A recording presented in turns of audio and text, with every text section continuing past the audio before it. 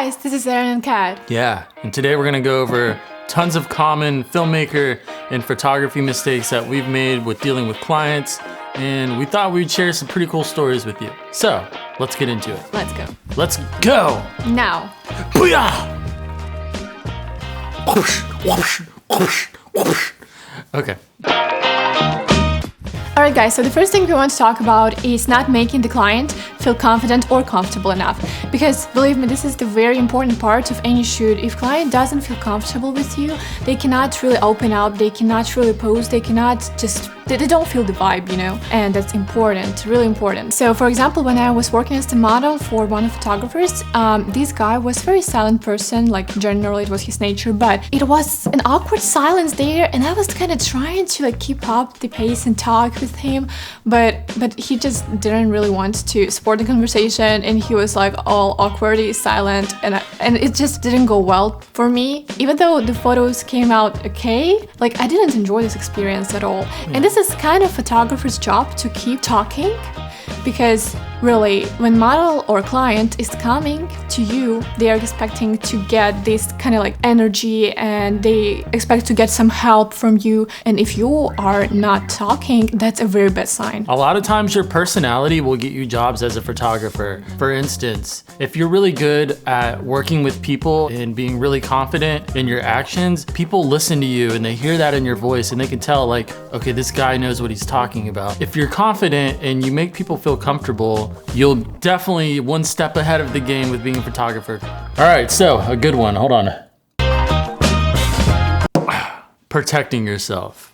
That is always the number one thing that you should do, is protect yourself. Let me give you a quick example. A couple years ago, I agreed to shoot a music video for a client. We just basically verbally agreed on everything. We talked on the phone, and we're like, hey, yeah, okay, the budget's gonna be $5,000. We're gonna do a car, location, blah, blah, blah. It was a rap video, you know, cars. Anyways, long story even longer, after the video was completely shot and done, I sent it to the client, and we never agreed on how many revisions were gonna be in the video. And so we were going back and forth, and it ended up taking like months. It was the worst disaster ever. Like, here I was, the video was already finished. I delivered so many different cuts, and they kept wanting more and more cuts and changes in the video. So make sure that you protect yourself. If you're a photographer, put in the contract how many photos you're gonna be editing. If you're a videographer, make sure you specify, look, I do 5 edits and then that's it. If you want more edits, you gotta pay me more. So as long as that's established, trust me, that is one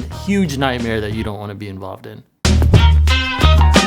Alright, another mistake that photographers commonly do, not always, but sometimes, don't pay attention to details. For example, I had a photographer who did a lot of compliments and we built a good rapport, but when I saw the pictures, I had this strap on my bra almost on all the pictures, which is horrible. Like, it was hard to Photoshop it out because it was kind of like really all over the places, and he didn't tell me even a thing. I didn't notice it, which is my problem too, but he was a photographer, he was shooting. So if you see something that is off, some kind of hair problem or like bra strap, just let the model know, because it's gonna ruin the shot. Yeah, definitely. If you see anything out of place, it's your job as a photographer. That's why being a photographer is hard. I mean, you're dealing with camera settings, you're dealing with lighting, and then you gotta be dealing with making sure this person's wardrobe is right. A lot of it all falls on you, because if the photo shoot, they get the photos back and a bra strap is hanging out or whatever's happening, guess whose fault it is? So, long story even extremely longer, make sure that you're paying attention to the subject you're taking photos of. All right, so another point is, you need to be confident even if nothing's working. Like, if you're in a super dark room and you have all these people relying on you and you're taking photos, and then you're looking it out on your screen and you're like, oh, ISO noise is so bad. You have to be confident, because if they see that you're freaking out, the whole entire project of whatever you're working on is just gonna fall apart. So act confident, even if it's totally not working. 9 times out of 10, I don't know, maybe 5 times out of 10. You can fix it in post. You can do something to make it work. You're not always gonna be in these golden, perfect lighting situations as a photographer or a videographer, and there's lots of tools like denoising and other stuff you can do to fix your photos. So long story, even extremely, extremely longer, make sure that you remain confident. Always. Yes. All right, so the next thing is that you should never ever tell the person who you're working with that you don't like something about their posture, about their, I'm sure, Their posture. posture, baby. Their posture or their poses. Just never ever tell people something like that, because after that they will just close up and they're not gonna feel confident anymore. Always, instead of saying, oh, well, that's not really working, let's try something else, say, oh, let's try it like that, and show them an example or show them picture or just tell them what you want. That's always much better, because believe me, there are photographers out there who are really sassy and who think that Do that this way. Girl, you're ugly. they are out there, though, who really don't care about your feelings in a way. And you know, that's the worst thing ever to happen with anyone.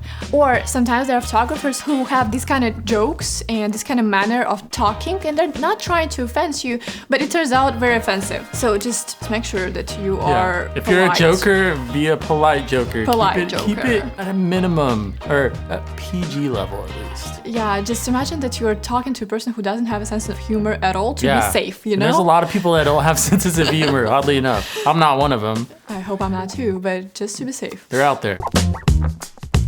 Okay, so this one should be obvious, and it doesn't relate only to filmmaking and photography. It's just basic people skills. Call people by their name. They trust you, and it's a lot better. It's just important to call people by their name. They really appreciate it. They enjoy being called by their name, probably. Although I don't really care if people call me by my name. Studies have statistically shown that people like to be called by their name, so call them by their name. It just feels like you remember their name and you care and you want to like build a rapport in a way. So just a quick longest tip ever. Yeah, sorry guys. I know this is, if you're still here in this video, Thank you. thank you.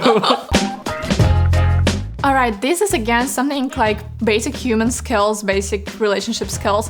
Before going somewhere, we all should be in a good, upbeat mood to make sure that we're gonna have a good work, productive and nice. So a quick tip to set up this mood is to watch something funny before you go, like some kind of stand-up or comedy video or something that you enjoy, to just make sure that you are on this upbeat level. Whatever floats your boat. Yeah, and I know that's a lot easier said than done, because the moment I leave this apartment, I instantly go into a bad mood, because here in Houston, there's traffic everywhere. No one cares about you on the road. They just like, everyone wants to murder you, and you instantly go into like battle mode, you know? And you just have to make sure to don't let it affect you. Stay cool. And another really good tip is to always leave early. Always leave early, because there's so many things, like 9 times out of 10, I'll be leaving and then I need gas and then I'm late, and then it's just, my whole mood is completely screwed up for the rest of the day. So make sure that you just watch something funny and keep a cool head always, no matter what. It's gonna help you in the long run, promise. And if you are very pissed off because of traffic and stuff, It's normal. try to at least get some podcasts or some kind of audiobook in the car, so you will spend time productive and you don't feel like you are here wasting all your time. So it's not gonna be that bad, you know. Yeah. Or vodka. Vodka and then My Russian wife. and then jail till the end of the life. Yeah, don't drink and drive. But you can still vodka. Just don't drive in vodka. I want some vodka. I'm Russian though, but I don't drink, so stereotype is destroyed right here. Yeah, that's true. Okay, well, I think that's pretty much all we could think of for now. We just wanted to share some of our experiences with you. There's a lot more. It's weird how the brain works. They're not all on top of my head. And even if they were, we would be here till next year. We appreciate you guys watching. Like, as always, we will see you on the next one. Thank you so much.